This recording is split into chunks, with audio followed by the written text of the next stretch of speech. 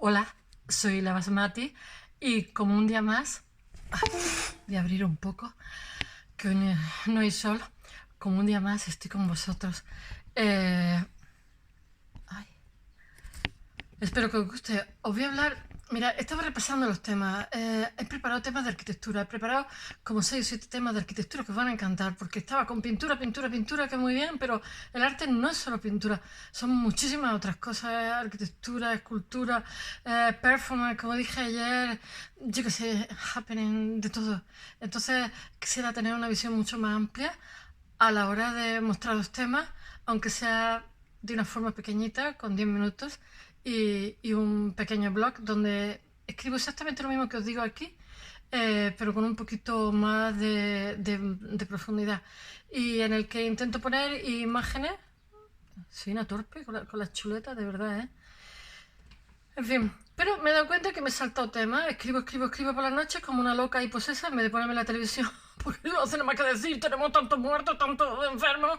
Me pongo y entonces escribo, hago síntesis, quito, pongo y entonces pues resulta que he escrito tanto que me he saltado temas que no he contado, como por ejemplo los nazarenos, la hermandad de San Lucas y los prerrafaelistas me parecen muy importantes. Y después yo tengo escritos temas míos, artículos de opinión.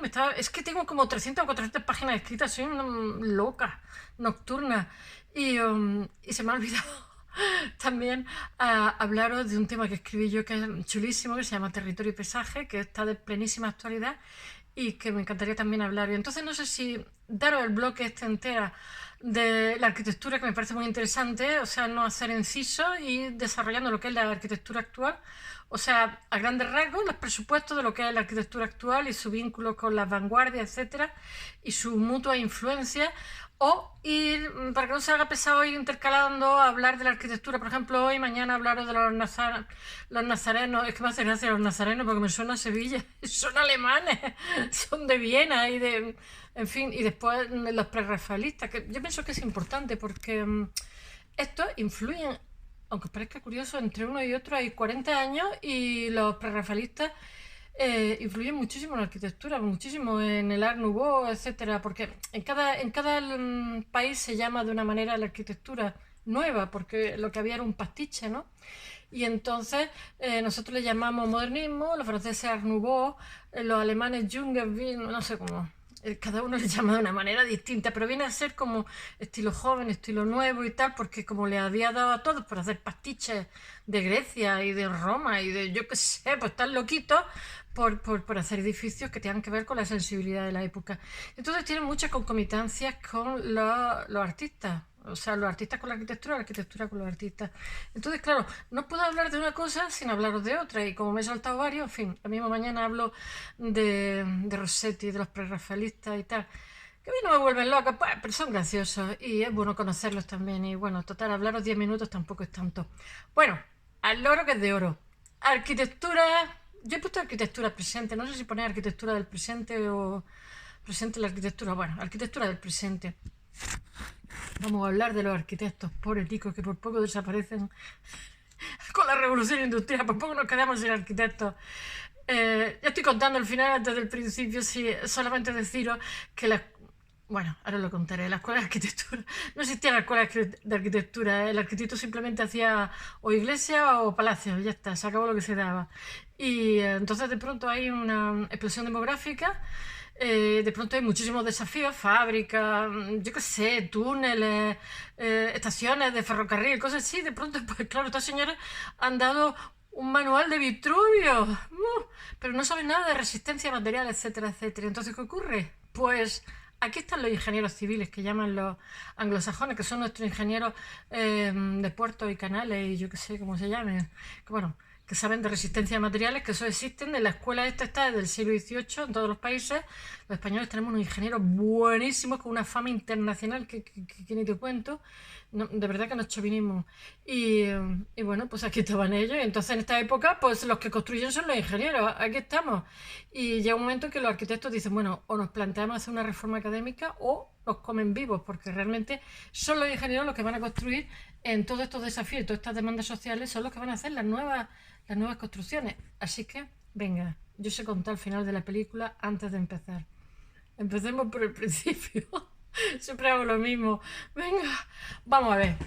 Ay, encima del sillón estoy. La reforma de la arquitectura hunde sus raíces en la ilustración. Es lógico, porque la arquitectura, a fin de cuentas, son esculturas grandes y bueno, son reflejos de la sensibilidad del momento. A partir de la ilustración hay una laicidad o laicidad, como se diga, de la sociedad.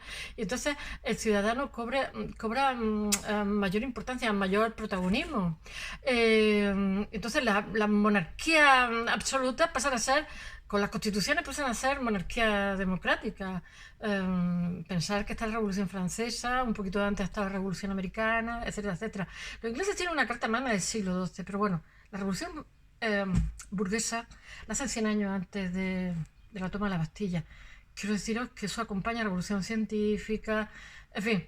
Y bueno, revolución industrial.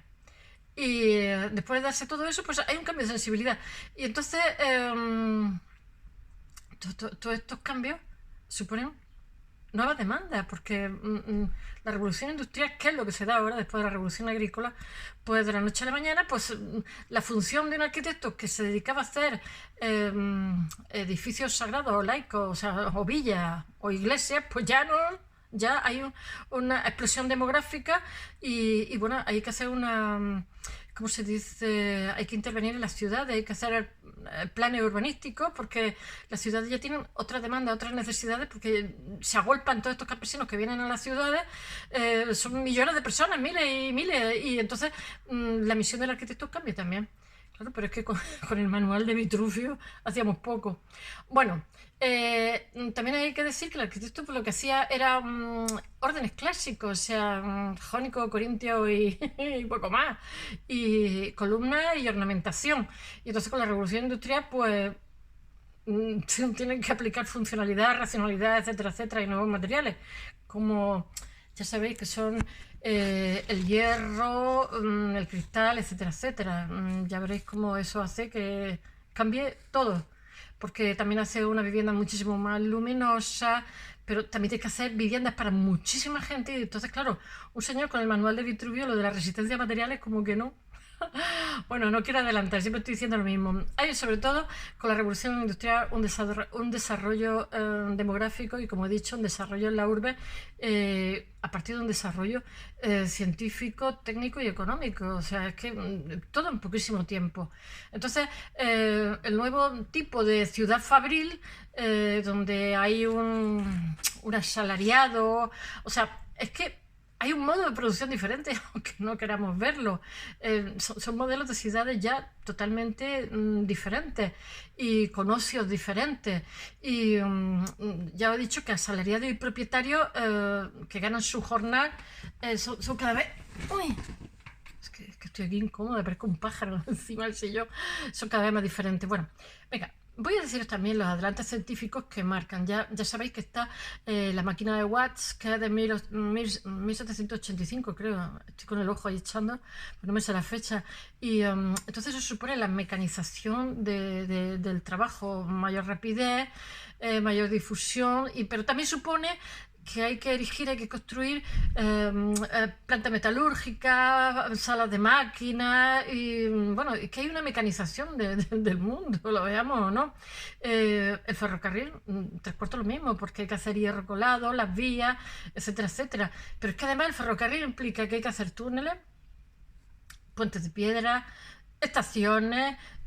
Como consecuencia, hay unas necesidades arquitectónicas totalmente diferentes, sin precedentes, y que además se han de hacer en poco tiempo, porque en el momento que este adelanto llega, la gente empieza a usarlo y hace bueno, que necesitan espacio amplio y se suelen erigir en las periferias de las ciudades los edificios para toda esta gente, ¿sabes?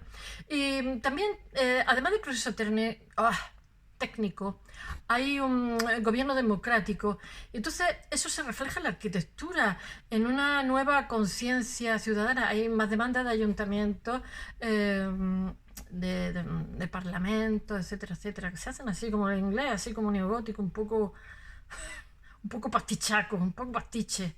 Pero bueno, también están las construcciones de los museos. Y yo qué sé, las ciudades que gigantescas son París, Londres, Bruselas.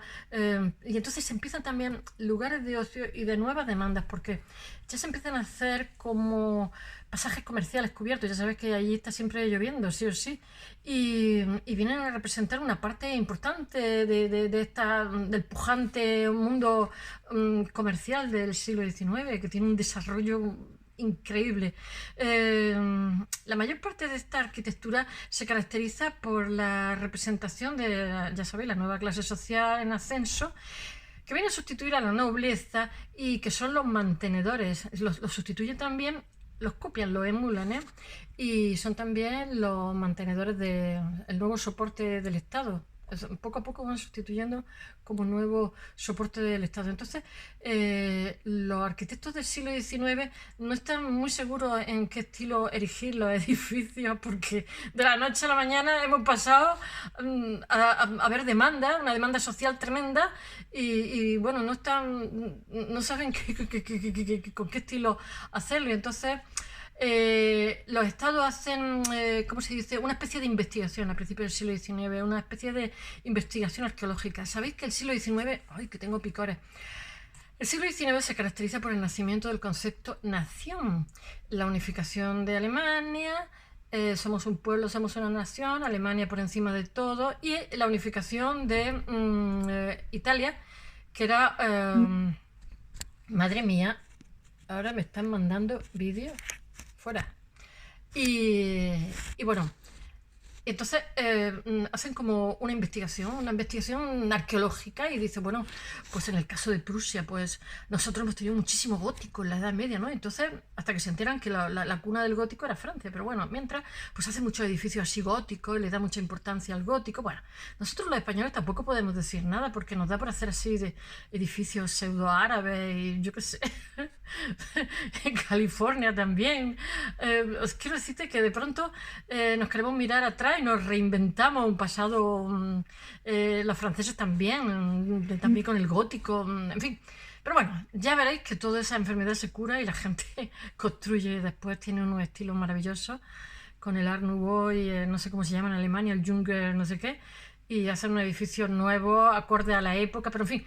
Como hay tantísima demanda, yo digo que al principio les da por hacer, yo qué sé, edificios ahí como pastiches, como revivales de un pasado esplendoroso, a saber, que se inventan. Y del medievo todo, les da por el medievo. Y Inglaterra también, el parlamento que lo hace en el siglo XIX, hace un parlamento gótico. ¡Bah!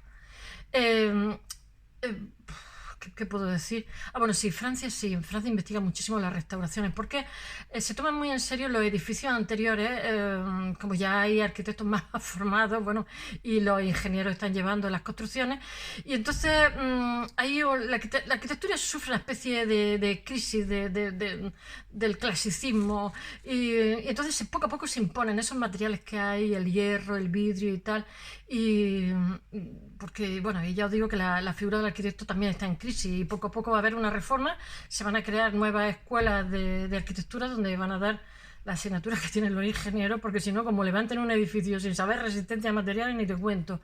Y también os voy a decir que en esta época se empieza a introducir el hierro para hacer edificios muchísimo más fuertes, ya lo contaré mañana, es súper interesante. Y los Skyliner que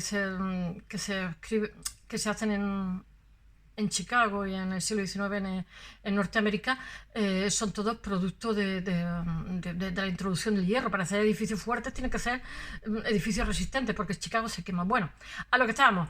Estudian con Vitruvio y bueno, hay nuevas demandas. Y bueno, solo deciros que se hacen puentes de hierro, hay muchísimas demandas de nuevas tipologías de construcciones con nuevos materiales.